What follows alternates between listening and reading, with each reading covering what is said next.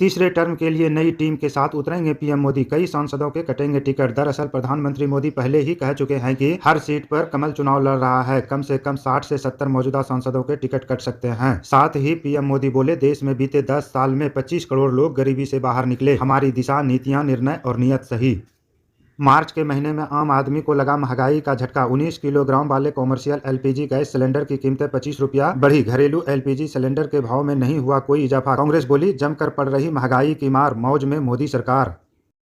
भारतीय नौसेना में 6 मार्च को शामिल होगा समंदर में पनडुब्बी मारने वाला MHU-6R हेलीकॉप्टर। यह स्वदेशी विमानवाहक युद्धपोत ISC विक्रांत की भी ताकत बढ़ाने का करेगा काम। यूपी के किसानों को योगी सरकार की बड़ी सौगात। गेहूं का MSP बढ़ाया। सरकार ने 2275 रुपया प्रति क्विंटल गेहूं का समर्थन मूल्य निर्धारित किया। 15 जून तक चलेगी खरीद।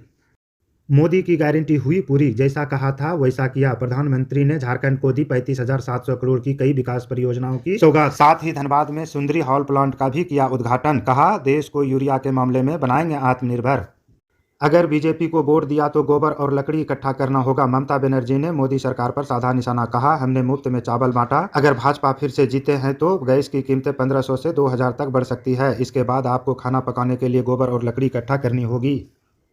डबल इंजन सरकार जंगल राज की गारंटी है। रामपुर की घटना का जिक्र कर राहुल गांधी ने योगी सरकार पर साधा निशाना। कहा, बीजेपी और मोदी मीडिया मिलकर कैसे झूठ का कारोबार कर रहे हैं। उत्तर प्रदेश की कानून व्यवस्था उसका सबसे बड़ा उदाहरण है।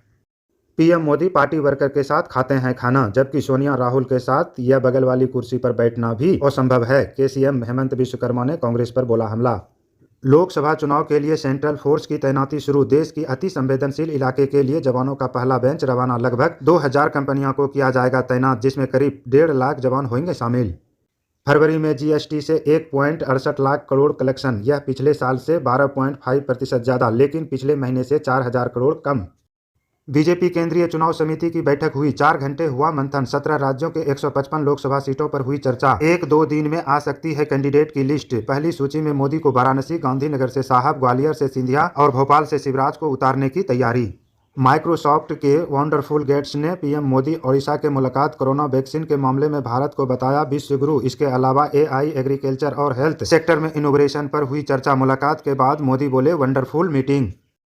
लोकसभा चुनाव के लिए महाराष्ट्र में इंडिया गठबंधन के नेताओं की शरद पवार के घर पर हुई बैठक। इसमें सभी 48 लोकसभा सीटों के बंटवारे पर हुई चर्चा। संभावित फॉर्मूले के मुताबिक उद्धव ठाकरे शिवसेना 20, कांग्रेस 18 और एनसीपी शरद पवार 10 सीटों पर उतारेगी प्रत्याशी। नफरती शो के लिए 3 टीवी चैनलों पर कार्रवाई। इनमें एंकर अमीश अमन, सुधीर चौधरी के शो शामिल। न्यूज ब्रॉडकास्टिंग अथॉरिटी ने विवादित वीडियो भी हटाने को कहा।